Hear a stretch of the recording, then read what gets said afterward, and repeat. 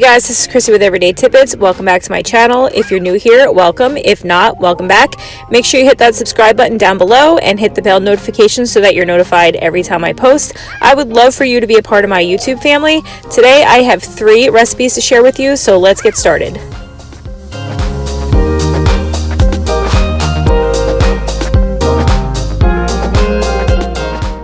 For this recipe, you're going to need some olive oil, some seasoning of your choice. You're going to need a red onion, and we're going to cut this into thick slices. You're going to need a half a package of red tomatoes and a half a package of yellow grape tomatoes, a whole head of broccoli, and a package of sausage. You can use hot or mild, and 2 packages of shelf-stable gnocchi. The first thing we're going to do is cut our sausage into bite-sized pieces.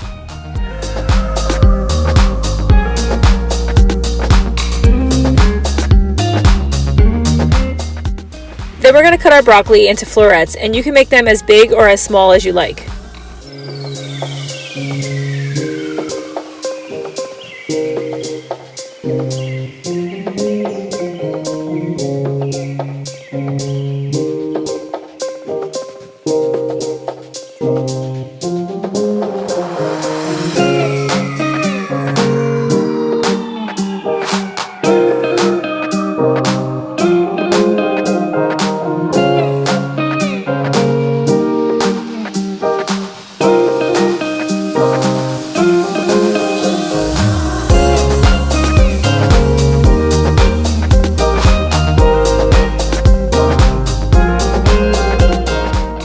Cut your onion into large, thick slices.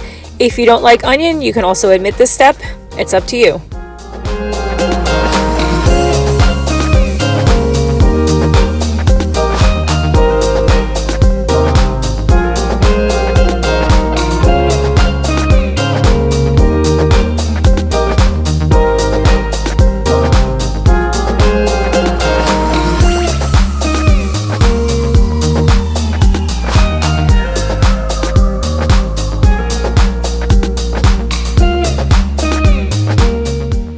You want to cut your grape tomatoes or your cherry tomatoes in half. I'm using half of a yellow container and half of a red container.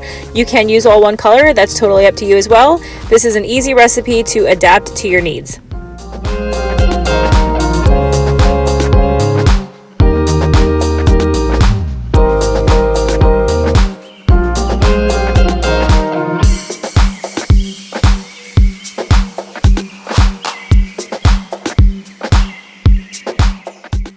Next, you want to add your gnocchi to the bowl and just add about 2 tablespoons of olive oil to coat it and give it a good toss. I like to use my hands. I feel like I can really get in there and give the bowl a good toss, but you can use a spoon. That's totally up to you.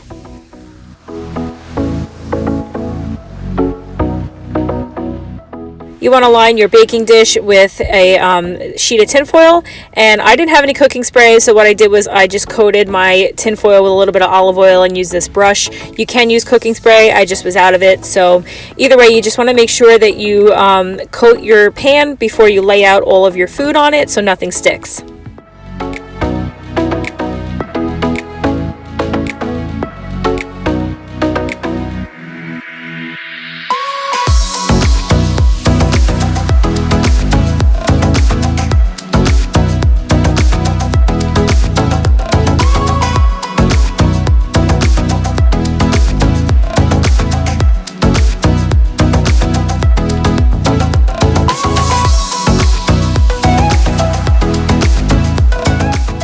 I am using this Cesar seasoning. You can use any seasoning you'd like. You can use salt and pepper, but your final step is to just sprinkle your pan with your seasoning and then bake it at 425 degrees for 30 minutes.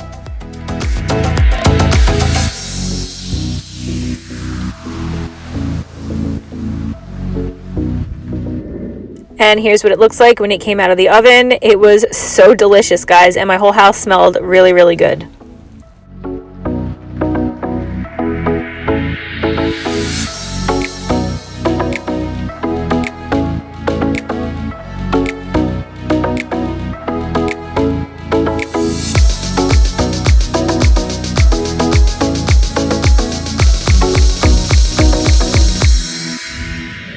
This next recipe has 2 steps. The first step is to make the dough, and the second one is to put the toppings on the pizza. I've provided the list of ingredients here so that you can take a screenshot.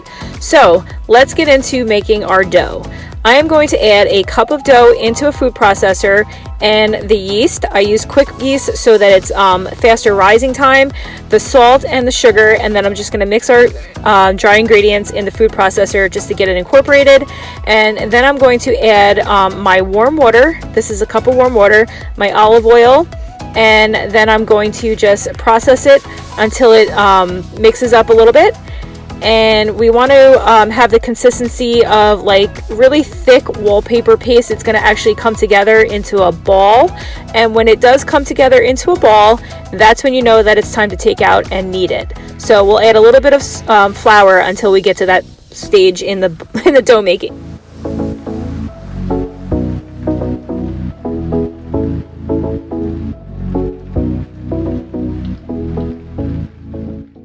So when I take the lid off here on the food processor, you're going to see that it came together in a ball, and that's exactly what you're looking for. So at that point, you want to take it out of your food processor and flour your surface and just knead it for a little bit. And when the dough is nice and springy, you know it's ready.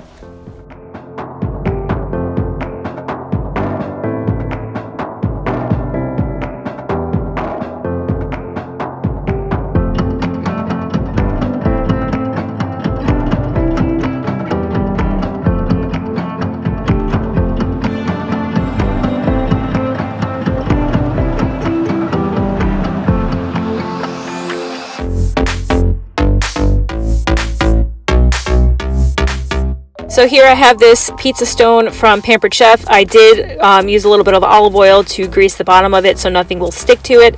And then you're just going to press your dough out into the pan. I have this little pastry roller that I use that it works really well so that you can just spread your dough out onto your surface.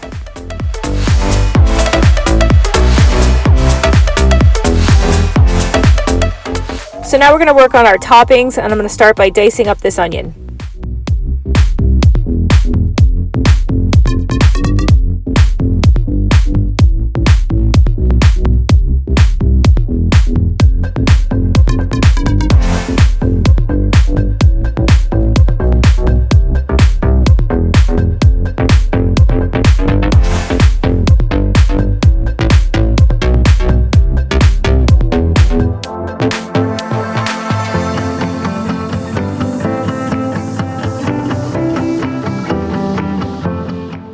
I'm going to brown my meat in a pan with a little bit of olive oil, and then I'm going to add my onions and seasoned salt. I'm going to crack and beat my egg into this little cup, and that's going to serve as an egg wash for the crust. And then I'm going to make my sauce for the pizza dough by adding my mayo and ketchup to a bowl and mixing that up.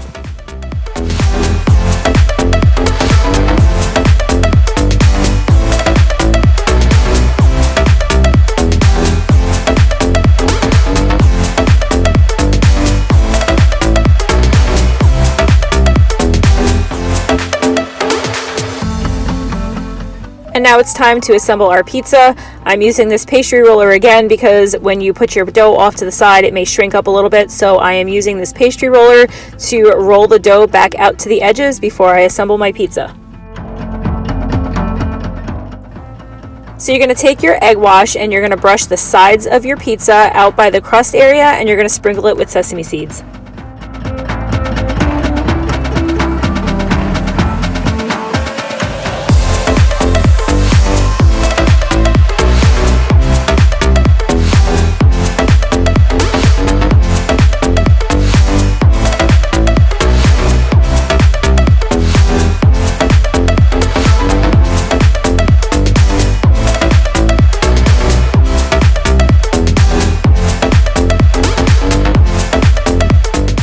And then we're going to add a layer of that delicious ketchup and mayo sauce as our base.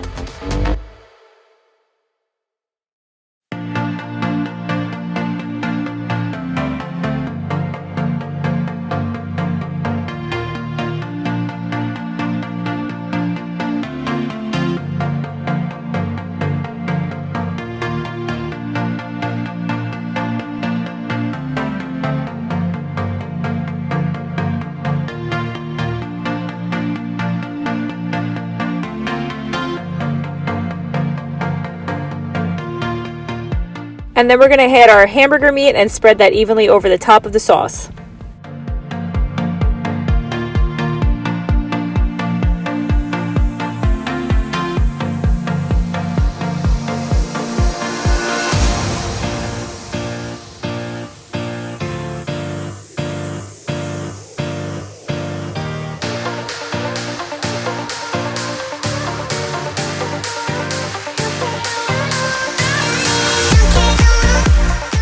Then we add our cheese. You can use any type of cheese that you'd like. I use cheddar cheese because it's mild for my daughter. You can use Colby Jack, you can use mozzarella, you can use taco seasoning, whatever you like. This is your pizza and you can add as much or as little as you like. My opinion, the more cheese, the better.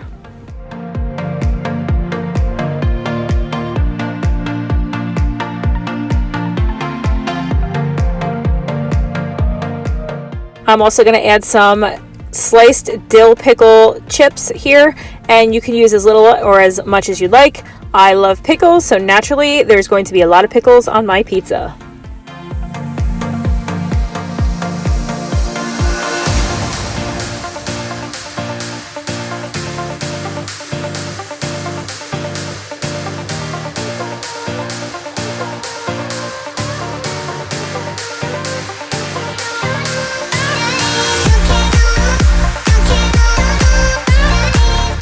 And our final step is to just squirt a little bit of mustard and a little bit of ketchup over the top.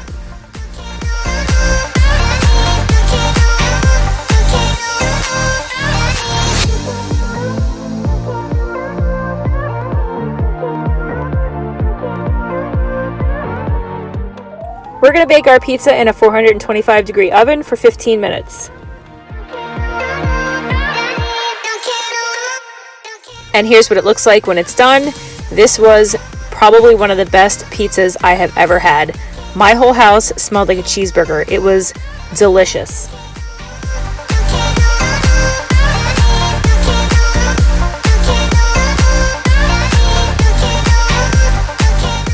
This next recipe is a simple, refreshing lemon orzo soup. For this, you'll need a cup of orzo. You'll need 10 cups of water and 1 teaspoon of bouillon per cup, or you could just use 10 cups of chicken broth. You'll need the juice of 2 lemons, and you'll need 2 zucchinis. I only had 1, so I improvised. And that's it, guys. So easy. The first step is to add your water and bouillon to the pot, or your 10 cups of chicken broth.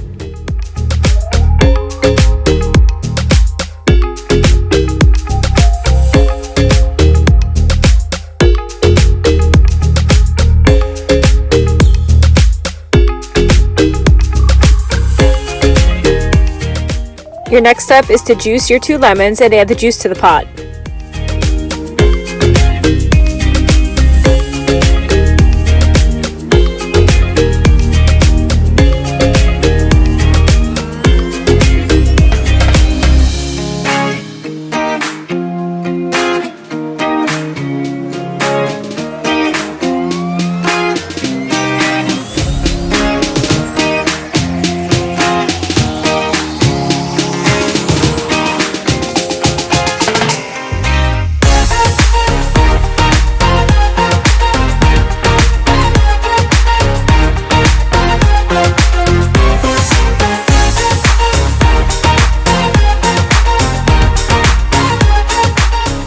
Next step, we're going to use a grater and we're just going to grate our zucchinis right over the pot.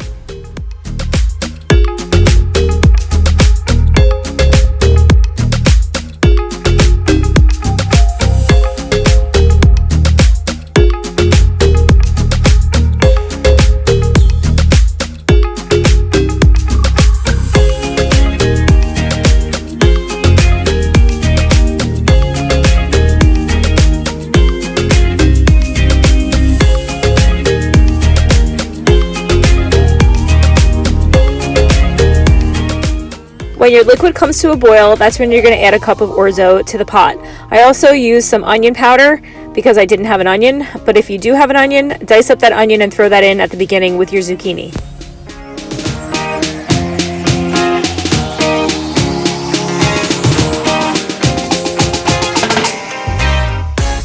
And here's what it looks like when it's done. If you'd like a thicker soup, you can add a little bit more orzo if you'd like.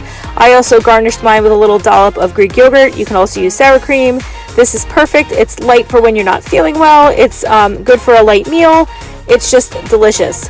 Thanks again for joining me today. Thank you for watching. Make sure you hit that subscribe button down below. Let me know in the comments if you made anything that I showed you today and how you liked it. Take care, guys. Until next time. Bye.